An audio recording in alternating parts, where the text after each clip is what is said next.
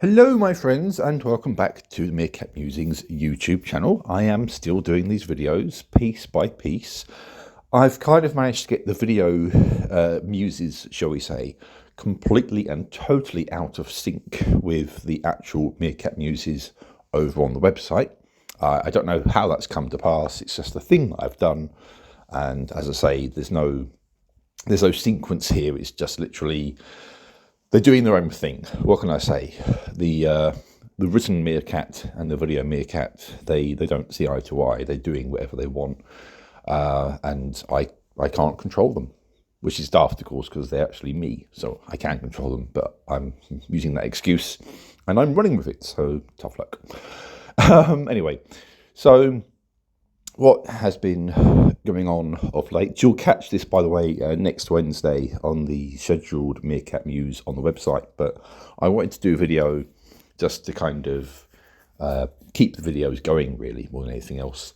What's been going on? Well, lately, both quite a lot and not a lot has been going on, which makes no sense. I will try and clarify what I mean.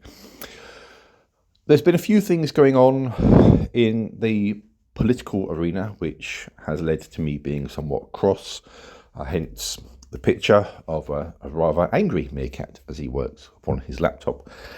What's been making me cross?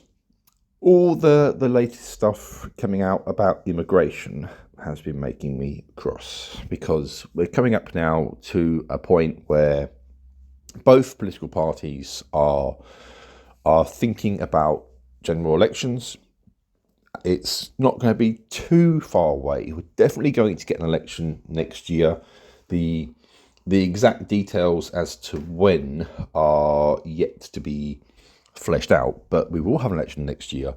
And because the political parties are now in election mode, they are talking about one of the big bogeyman topics, which is immigration, because they want to use that to whip people up into an hysteria.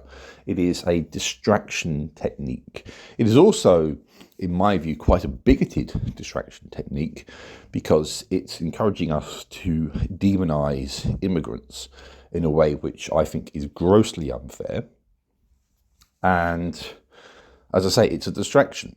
There are a great many far more serious and pressing concerns facing this country, not least of all the cost of living problem, which has not gone away. COVID is still doing the rounds, and we've had things like, among other things, the crumbling schools thanks to this aerated concrete mess. We have had High Speed 2, the rail network, sort of cut back and half cancelled, thanks to the Tories and their ineptitude. And there are all kinds of things going on. I mean, there's the chronic problems faced by NHS, of course. There's all kinds of things going on which are far more important than the subject of immigration, which is being turned into a scapegoat situation. And both the Tories and Labour are using this to try and woo voters. But it's all for the wrong reasons. It's all to try and have us take our eye off the ball. The Tories in particular are doing this because they know they have had an absolutely woeful record in government over the last few years. We've had a Tory government now, or at the very least a Tory-led government, for almost 14 years. And the country is in a shambolic state. We've had the absolute disaster that was Brexit. I am yet to see any compelling evidence that Brexit's been a success. That was a Tory-led idea, and we've seen how they've botched that. We've had the woeful mishandling of the COVID pandemic when it first erupted. We've had the cost of living crisis. We've had all kinds of shambolic performances from the Tories. And you know what? The immigration plans are shambolic in their own right. We've had this whole Rwanda business with the flights being cancelled and all that kind of business. Currently, it looks like we would export, shall we say, about 200 people every so often to Rwanda under this scheme, which wouldn't actually make an impact upon the numbers coming into the country anyway. And it's all for the wrong reasons. We're being led to believe that we can't trust immigrants, that they're not good people. That's a joke. If you suddenly cut out a lot of immigration, the areas that will suffer the most will be the care sector and the NHS. They're straight away going to suffer big time. But no one, either the Tories or Labour for that matter, seem to have the foresight to realise what they're doing. So the whole thing is a mess, an absolute shambolic mess. And it's having us take our eyes off the prize, which is removing this god-awful Tory government from power before they cock something else up. But hey-ho, I mean, that's where I'm kind of at with politics. And I'm not going to go off too much about that, although I certainly could. Moving on, there is something else going on which has been bothering me. I can't go into detail about it because it's not my story to tell. But something happened to someone, something really vile happened to someone at a convention, and the reactions of most people were, given what happened, sympathetic and kind, as they should be. There were a few people who were quite vile in their responses. And I wonder, at what point did we as a species start to lose the ability to empathise with others? You could actually argue this extends a bit to immigration and to asylum seekers and all that kind of thing. But somewhere along the line, it became very easy for people to be cold and cruel and judgmental towards one another. Perhaps that's partly down to the anonymity that the internet affords. When you're anonymous, you can say what you want, arguably without consequence. Although, of course, in this day and age, there are also quite a few ways and means to find out who has said what. So you're not as consequence-free as you'd like to believe you are. But yeah, nonetheless, you do get a lot of situations where people will say what they want about who they want, and they'll be really, as I say, quite vile in some respects in terms of what they say. They will be deliberately misleading, or they'll do a number of things that you're left sort of thinking, wow, what if the shoe was on the other foot? What then? Empathy is one of those things which I think is a signal of emotional intelligence, and I'd like to think that I am reasonably good at showing empathy. I don't regard myself as being a particularly smart person, but I'd like to think that my emotional intelligence is reasonably good. I think it has to be because I work in retail sales, and you have to have a certain ability to read other people, to adapt to other people, to be aware of other people's thoughts and emotions when you're in that environment.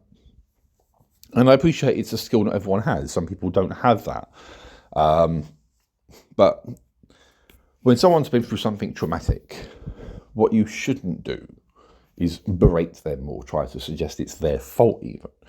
Well, certainly in this particular situation, there's no recourse whatsoever to blame this person for what happened to them. They don't have any measure of responsibility for this whatsoever. But there are people out there who will inevitably, unquestionably and unwaveringly argue that they do, and they will make this argument in a very cruel and callous way.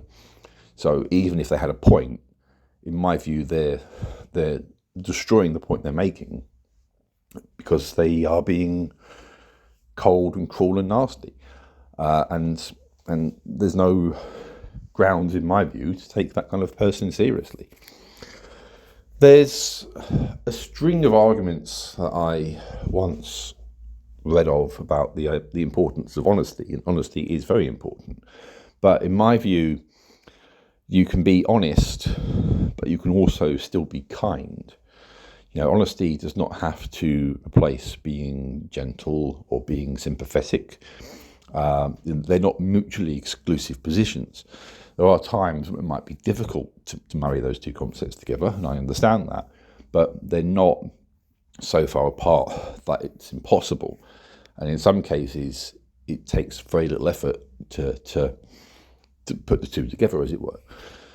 So I don't think one has to replace the other. I think how you say something can be as important as what you say. It will determine how people read you, so to speak, and how they take your argument. And if you want your argument to be taken seriously, perhaps it should matter more if the argument is honest. But that's not how human minds work. That's the reality. Anyway, let's try and move away from this kind of bleaker stuff. Christmas is coming. The beginning of December opened with a nice little trip for my family and I. We went down to a little place in Dorset and stayed in I call it a log cabin. It wasn't really a log cabin, I suppose, as such. But we stayed in a cabin down in Dorset over the weekend. It was absolutely lovely. The weather was a bit dismal. It rained a lot, but then again, it's that time of year where things do start to cool down. It actually snowed the day we left, but it didn't settle and it didn't last very long. But by the time we'd gotten to our destination, it was getting quite late. One thing we did suffer from were train cancellations and disruptions, but we did get there in the end. About 4.5 hours of travelling, which is blurg. But like I say, we got there, we had a nice time. Among the things that I did, I had to go at zorbing, which, if you don't know, is where you get inside gigantic clear plastic balls and you run around and you bounce off each other. And it was a struggle to actually get up once I've fallen over, actually. It's a young man's game, and I'm not a young man, as much as I'd like to think I am. I'm really not. So that was quite fun. We watched a pantomime whilst we were down there, Cinderella. Holiday camp pantomimes, they're a lot of fun. I mean, you can tell they're not made with a huge budget, but you know what? You can kind of forgive that because they're obviously putting a lot of effort to entertain all the kids. It's still quite funny. It's quite humorous, and they looked like they were enjoying themselves when they were doing it, which is half of the battle, really, isn't it? You have to have a bit of fun when you do these things, and I think they had a bit of fun whilst they were doing it. We made a Christmas wreath. My daughter made a Christmas bear. We had some nice food whilst we were down there. And we just, generally speaking, didn't do a great deal of anything. Of course, back to the grindstone almost straight away. You come back and you go straight into work. But then, that's the nature of things. And then, of course, it's a rather higgledy-piggledy schedule for me up until Christmas. I'm in, I'm out. I don't know what I'm doing half the time. I do know we've actually got the Christmas do coming up soon for work, which should be quite nice. We've talked about a few plans. I don't know what we're actually doing. We haven't necessarily definitively settled on something. I think at one point the plan was to go into London. I have no idea if we're still doing that. I don't know. I think we're going to wing it to a certain degree, which maybe for a Christmas do is not the best idea in the world, but you know what? I think that's exactly what we're going to do. And I, for one, actually don't mind that in a way. It makes life interesting, doesn't it? You go where your heart takes you. What's wrong with that? So, yeah. It's been, as I say, it's been kind of like eventful, but not eventful, I guess. I mean, among what I would class as eventful things is something quite boring. There's been a change of process here locally to do with the recycling bins, which, if you ask me, isn't particularly clear or straightforward. It's somewhat chaotic, but I can't do anything about that. All I can say is I think it's probably going to discourage people from recycling rather than encourage it, but hey ho, this is the local council for you. They've introduced a scheme which no one's really got the hang of as yet, because it's a local council. They don't do clear instructions and they don't make things straightforward. Otherwise, they wouldn't be a local council, would they? I've actually got pictures of this, which will be on the upcoming Meerkat Muse. Pictures of bread, and the most unbelievably small slices you've ever seen in your life. These happen to be of the Warburton's brand wholemeal bread, tiny loaves and tiny slices within the loaves. And I'm just like, what? I can get more value for money out of a local supermarket very, very easily. We ended up with these because we did an online shop and we ordered it out of, I think it was Iceland. Everything bread-wise was £1, but we had no idea we were getting so little value for money out of that particular purchase. To be fair, do you pin that on Warburtons or on Iceland in terms of value for money there? I don't know.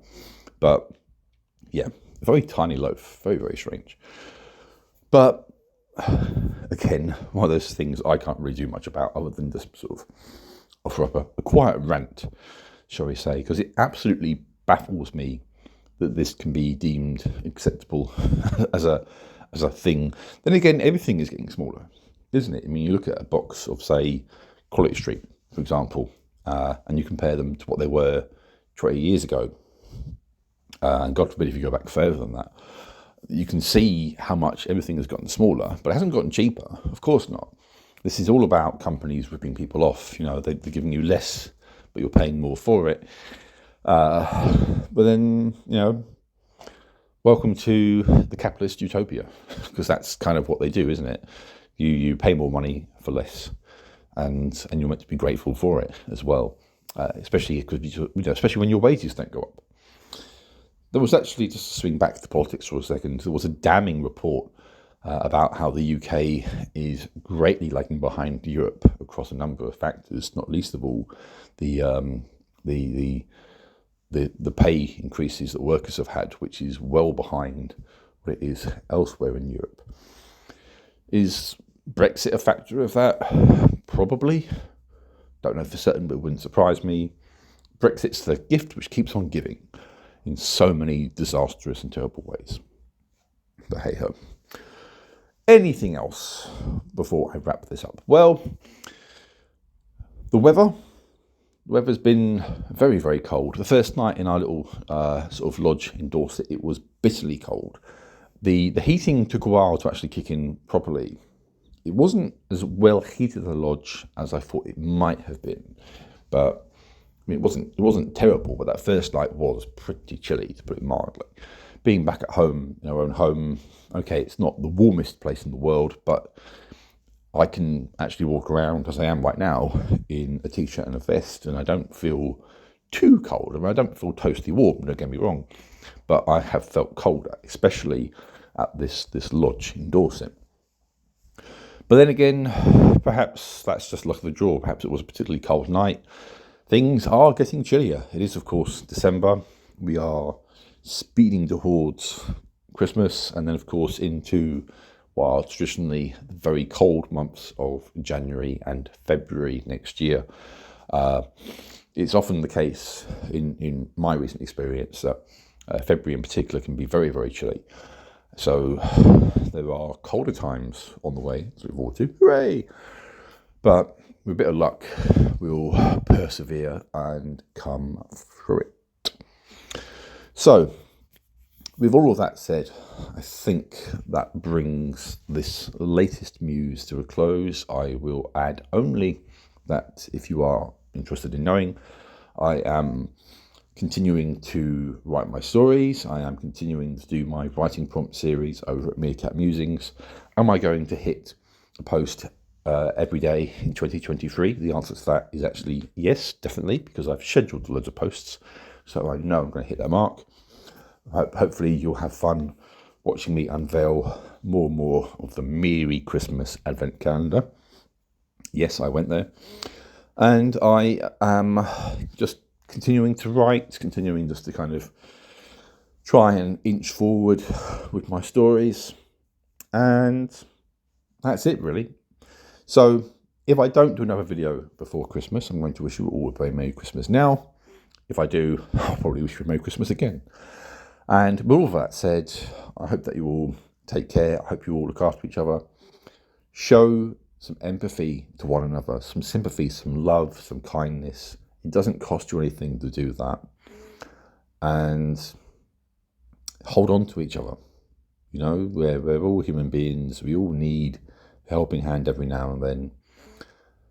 Just be kind and take care. Love to you all.